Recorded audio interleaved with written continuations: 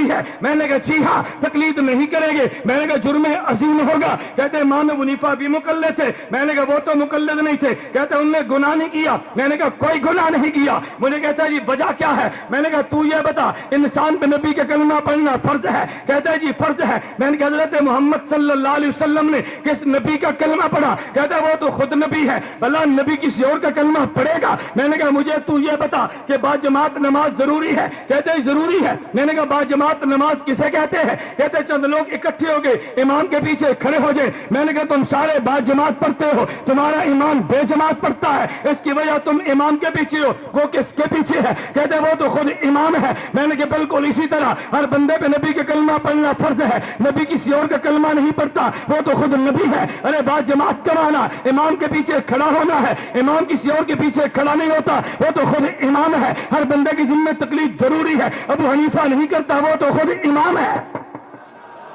میں نے کہا وہ تو خود امام ہے، بھلا وہ تھوڑی تقلید کرے گا؟ پھر مجھے یہ کم عقل کہنے لگا او جی ابو حنیفہ، امام مالک بھی تو امام ہے، امام شافعی بھی تو امام ہے، امام احمد بھی تو امام ہے، آپ نے ان کو چھوڑ کے امام ابو حنیفہ کو کیوں لیا ہے؟ میں نے کہا وجہ یہ ہے، مجھے تو یہ بتا اس شہر میں مسجدیں اور بھی ہیں اور مسجدوں میں جمعہ ہوتا ہے، ان کو چھوڑ کے اس مسجد میں کیوں آیا ہے؟ کہتے جی باقی چھوٹی مسجدیں ہیں، یہ بڑی مسجد ہے۔ میں نے کہا باقی چھوٹے امام ہیں، یہ بڑا امام ہے، باقی چھوٹی مسئلے اور یہ بڑا امام ہے۔ توجہ، میں آخری بات کہنے لگا، میں نے کہا تو دیوبند والوں کا موقف سمجھو۔ دیوبند والوں نے عجیب موقف امت کو دیا ہے۔ دنیا میں 4 ایسی باتیں حضرت شیخ اکاڑوی فرمایا کرتے، فرمایا ایک کام اللہ نے نبی سے لیا ہے، ایک کام خدا نے صحابہ سے لیا ہے، ایک کام خدا نے امام ابو حنیفہ سے لیا ہے، اور ایک کام خدا نے دیوبند والوں سے لیا ہے۔ ارے خدا نے پیغمبر سے کام تکمیل دین کا لیا ہے، الیوم اکملت لکم دینکم،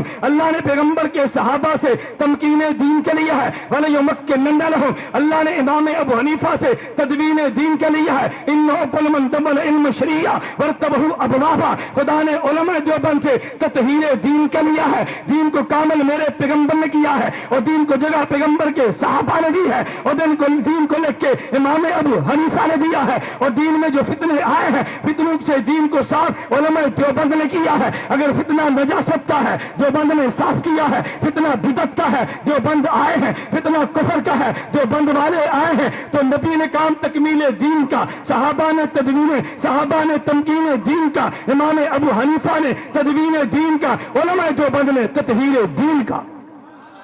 کون سا کام کیا؟ بولیے کون سا؟ آپ بھی کرو گے یا نہیں کرو گے نا؟ پھر میں آپ سے کہتا ہوں تطہیر کے لیے آپ اپنے پاس چھڑکاؤ رکھو، نہیں سمجھے؟ سپرے ہوتا ہے نا، سپرے رکھو، سپرے آپ سپرے رکھو گے انشاءاللہ تمہارے پشاور کی دکانیں صاف ہو جائیں گی۔ ہمارے ہاں مولانا محمود عالم صفدر دامت برکاتہم ہمارے استاد الحدیث ہے، تشریف فرما ہے۔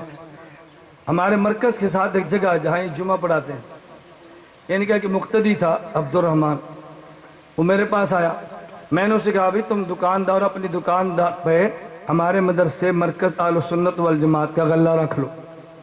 اس نے کہا جی ہمارا تو چندے کا مزاج نہیں ہے۔ میں نے کہا میں تے چندہ کب مانگا؟ میں نے تو کہا غلہ رکھ لو، چندہ تو نہیں مانگا، رکھو۔ اس نے غلہ رکھا، 15 دن بعد ملنے کے لیے آیا، کہتا جی میری دکان پہ ہر ہفتے لشکر طیبہ والے اخبار دیتے تھے، جب سے آپ کا غلہ دیکھا ہے اب نہیں آتے۔ میں نے کہا ہم نے غلہ اس لیے نہیں رکھا تھا ہمارے غلے میں چندہ ڈالو، ہم نے اس لیے رکھا تھا کہ ان کو چندہ نہ دو، ہم نے اس لیے رکھا۔ میں آپ سے گزارش کرتا ہوں یقین فرمائیں تحدیث بالنعمت کے طور پہ ہمارے جو طلباء علماء نہیں ہیں، عوام ہیں، ہماری سیڑھیاں لو بیانات کی، اپنی دکان پہ لاؤ، انشاءاللہ تمہاری دکان پہ خناس نہیں آئے گا انشاءاللہ۔